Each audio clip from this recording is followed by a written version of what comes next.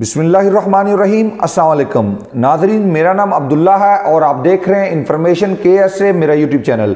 जवादात से चंद अहम सवालात किए गए जिस पर जवादात ने उनके जवाब दिए। ये सवालात बहुत अहम है, तकरीबन हर भाई के ज़हन में होते हैं, तो मैंने सोचा आपके साथ इस पर एक वीडियो के ज़रिए ये सवालात जवाबात आपके साथ शेयर करें। सबसे पहला जो जवादात से सवाल किया गया वो ये है कि जवादात से खरूजोदा पे जाके ना आने के मतलब सवाल किया, जिस पे जवादात ने जवाब दिया कि इस पर 3 साल की पाबंदी का सामना करना होगा, यानी कि 3 साल बाद आप सऊदी अरबिया आ सकते हैं। लेकिन इसमें इस्तिस्ना का भी जिक्र किया गया कि इसमें आपको रियायत भी है कि अगर आप अपने साबका कफील जिसके नाम पे आपका लास्ट इकामा था, जिसके वीज़े पे रहते हुए आप खरूजोदा अपने मुल्क आए, छुट्टी आप अपने मुल्क आए और वापस ना जा सके, अगर इसी वीज़े पे इसकी मुसस्सा के इसी मंशा के वीज़े पे आप वापस सऊदी अरबिया आते हैं तो आपको 3 साल की पाबंदी से इस्तिस्ना है, आप जा सकते हैं, आपको 3 साल की पाबंदी का सामना करना नहीं पड़ेगा। आप 3 साल के दौरान भी वापस सऊदी अरबिया आ सकते हैं, इसमें कोई प्रॉब्लम नहीं होगी। लेकिन याद रहे यहाँ पे कि अगर वो कंपनी है तो सेम वीज़ा कंपनी का होना चाहिए, मुसस्सा है तो सेम वीज़ा मुसस्से का होना चाहिए। अगर वो कोई और मंशा है, बकाला वगैरह, तो जिस नाम से वो बकाला वगैरह या मंशा के वीज़े पे आपके इकामे पे नाम था, इसी नाम पे अगर आपको वीज़ा जारी नया किया गया तो आप वापस जा सकते हैं, इसमें आपको किसी किस्म का प्रॉब्लम नहीं होगा। एक बात तो ये होगी, ठीक है जी। इस पर 3 सालों में भी आपके अगर आप यानी इसके अलावा भी जवादात ने एक और वजाहत भी की कि अगर आपके कोई ताबे यानी कि अगर आपकी फैमिली मेम्बरान में से कोई है जो आपके साथ यहाँ पे आया तो उन्हें इस पाबंदी से इस्तिस्ना है, वो उनका ये पाबंदी का इतलाक उन पर नहीं होता।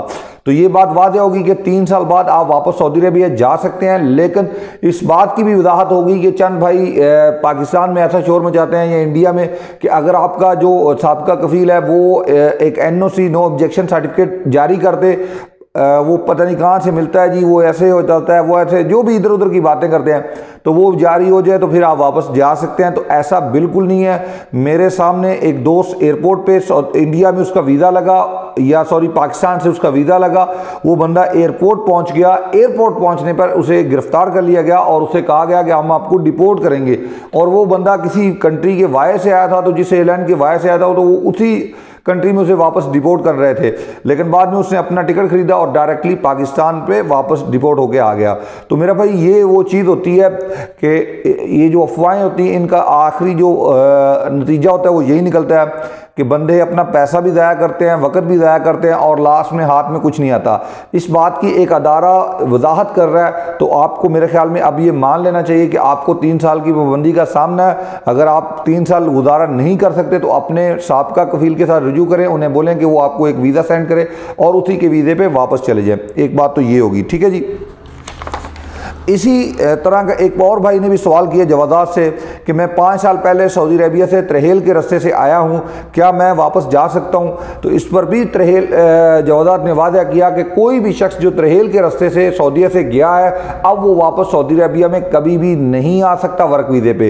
हाँ, हज उम्रा पे आ सकता है, लेकिन वर्क वीज़ा पे वो वापस सऊदी अरबिया कभी भी नहीं आ सकता। यहाँ पे एक और बात की भी वजाहत कर दूँ कि चंद भाई कहते हैं ये मैं विजिट वीज़े पे, तो मेरा भाई विजिट वीज़े पे भी आप शायद ना जा सकें या चले जाएं तो पता नहीं, लेकिन यहाँ पे जो जवादात ने वजाहत की है वो सिर्फ कही है कि आप सिर्फ और सिर्फ हज उम्रा पे आ सकते हैं।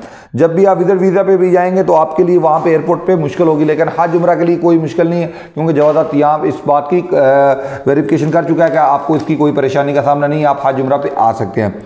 इसी तरह एक और भाई ने सवाल किया जवादात से कि 10 दिन बाकी हैं, अभी तक मेरा जो इकामे में तमदीद है, जो डेट बढ़ी है, ये जो 31 जनवरी तक वो टाइम नहीं बढ़ा, तो अब इस मतलब आप हमें बताएं कि क्या होगा। तो जवादात ने कहा कि ये अमल जारी है। नीचे इसी शख्स ने नाराज़गी का इजहार करते हुए कहा कि कैसे अमल जारी है कि बाकी 10 दिन है और आपका अमल अभी भी जारी है।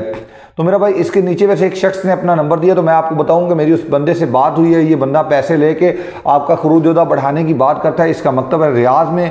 अगर किसी भाई को किसी और मकतब से भी जाना हो तो मैंने बस एक वजाहत कर दी है कि ऐसे तरह इस तरह से खरूजोदा तमदीद हो सकता है, ठीक है। ये जो जवादात के बाहर मकातब होते हैं आप इनसे रुजू कर सकते हैं, लेकिन याद रहे किसी भी बाहर शख्स को पैसे ना दे दिया करें। लाजमी तौर पर जब आपने पैसे देने हो किसी मकतब को तो उससे सनद लिया करें।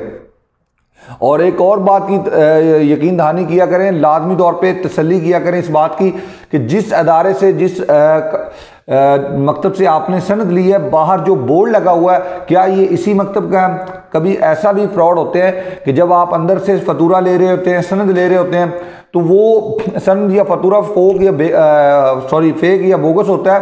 उसका मतलब ये होता है कि वो किसी और का फतूरा आपको दे रहा होता है, किसी और अदारे का, किसी और मंशे का, तो उसका तो फायदा ही नहीं होगा। जहाँ पे आप आके चैलेंज करेंगे तो वो जगह उसकी होगी नहीं। बहरहाल अगर आपके पास कोई सनद वगैरह होगी तो ये पाबंद है कि उस पर पूरा उतरे। अगर ये उस पर पूरा नहीं उतरता तो मुसस्सा नकद इसका पूरा मंशा बंद कर देगा और इस कफील के ऊपर जुर्माना आयद करेगा।